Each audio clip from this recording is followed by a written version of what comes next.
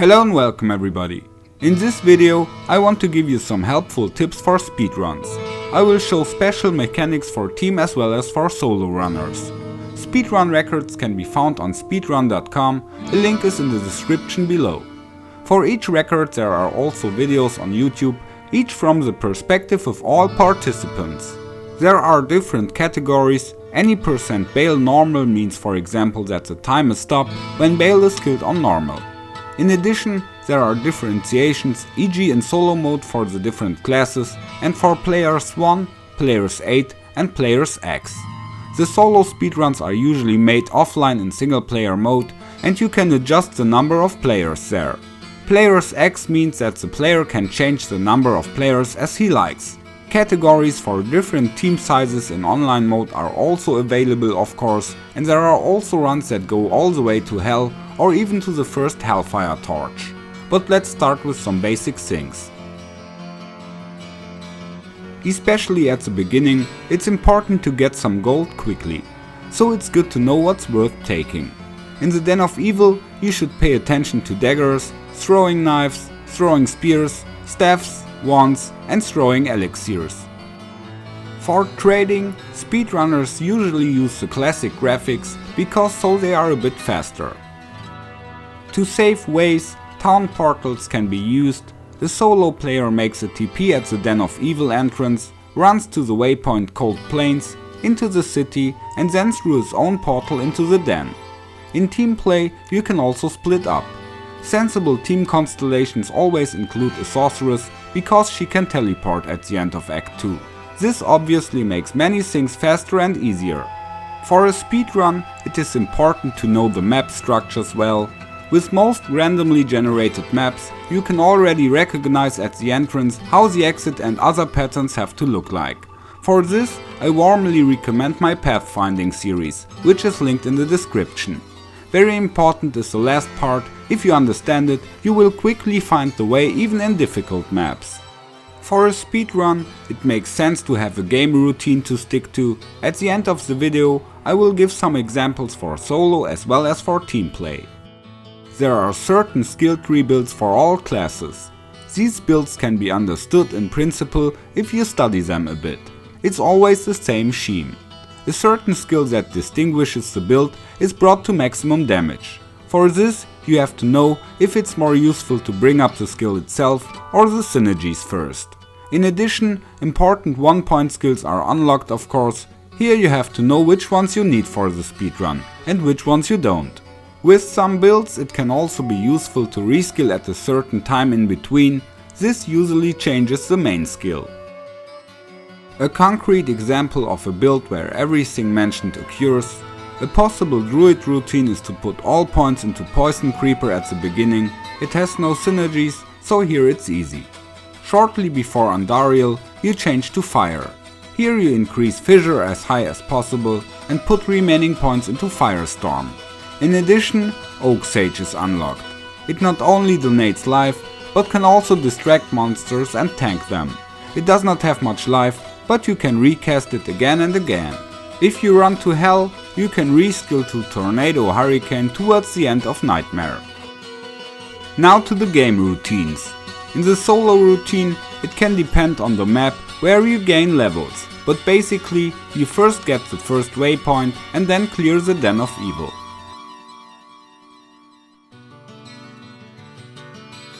Then you run from the waypoint to the stony field. Only elite groups and larger monster masses are killed. Don't stop for small stuff. Before you run through to Andariel and kill her, you have to gain some levels. For this, there can be different opportunities, and in offline mode you can take advantage of the fact that the maps are preserved as long as you don't change the difficulty. If the monoliths in the stony field can be found near the waypoint, you can open new games again and again and only kill Rakenichu and its minions each time. Like that, you will get fast level ups. Of course, in offline mode, you can also modulate the number of players.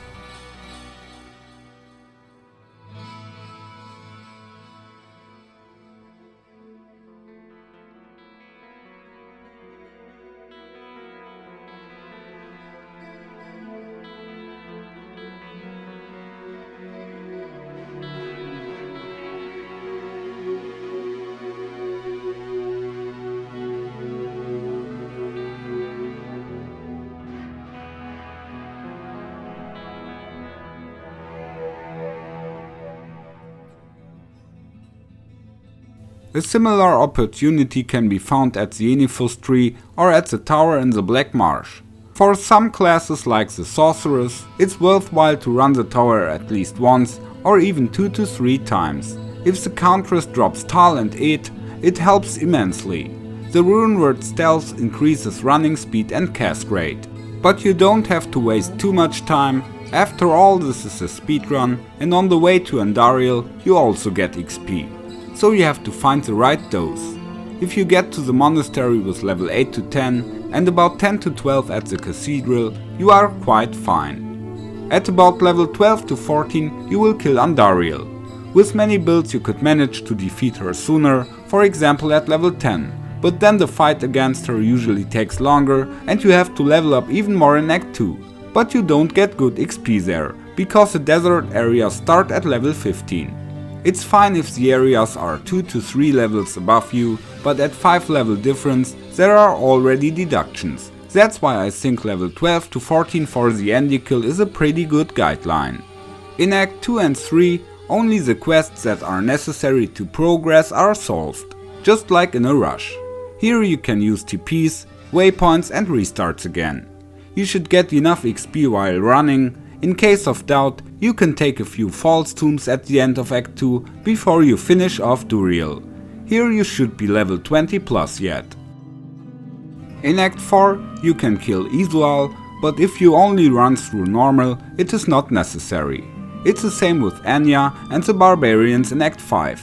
After Diablo's death, you fight your way directly to the Ancients and then to Baal. Here you should already have reached level 25. If XP is missing, you can always open up a new game to spawn new elite mobs in certain areas. As mentioned at the beginning, you just fight elite groups and larger monster hordes all game long, and thanks to map knowledge, you can always find the fastest possible way. Like that, you can reach a good time on any % Baal normal. With some builds it's possible to get through normal in about an hour on players X. On P1 and P8 it's more like an hour and a half.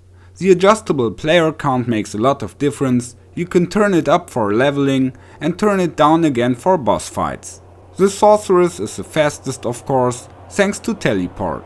On players X it took less than 45 minutes and on players 1 the best times are about an hour.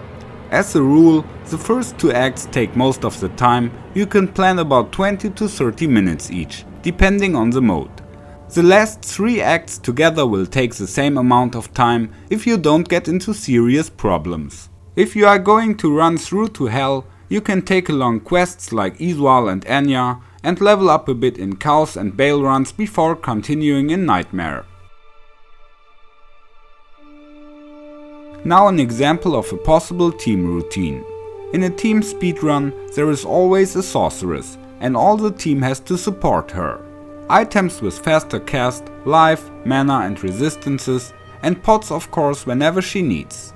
In a team it is very practical that you can split up, so one can already run as far as possible while the others clean the Den of Evil.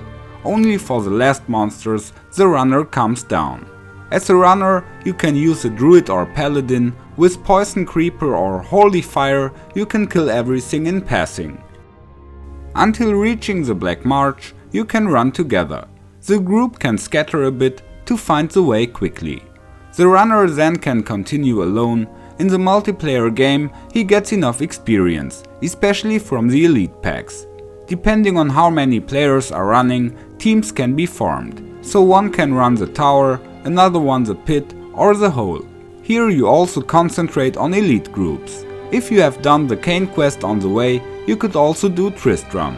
All this can be coordinated while the runner makes sure that the team can come together quickly in the catacombs at the end. Whenever the people in the tower have finished, they can start a new game and the runner joins as soon as he reaches the next waypoint. From there he runs on in the next game. In the catacombs all come together. The way here is random, and if you search together you will find Andariel faster.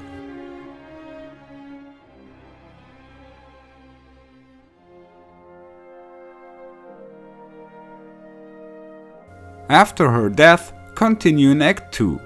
One team can run the sewers and throw the books of Rhodamant all into the city at the end, before they read the last copies themselves.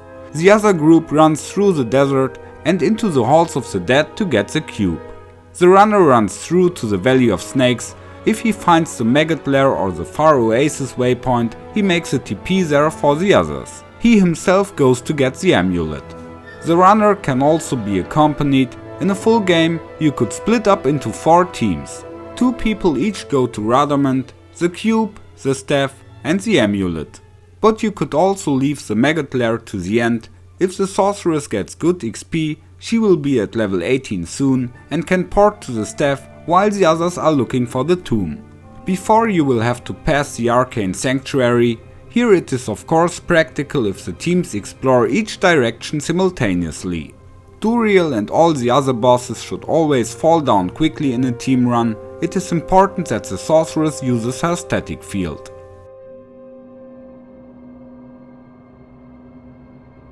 In Act 3, the sorceress teleports right through and leaves TPs for the others at the Spider Cavern, the Floyer Dungeon and in Travinkal, before she goes into the sewers to find the heart. In Travinkal, the team fights together, then the sorceress ports through the Durance of Hate, and at Mephisto the group is of course united again.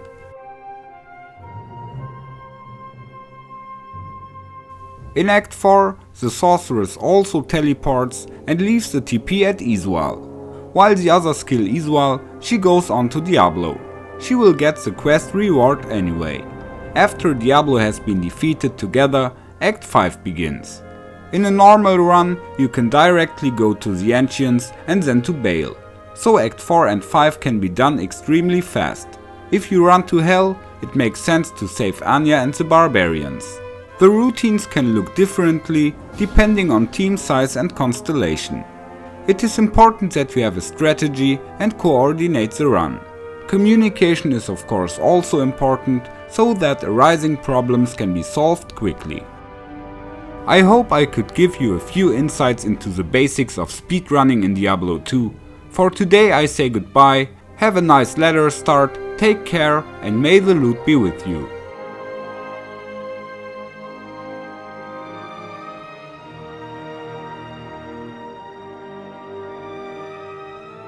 Come on.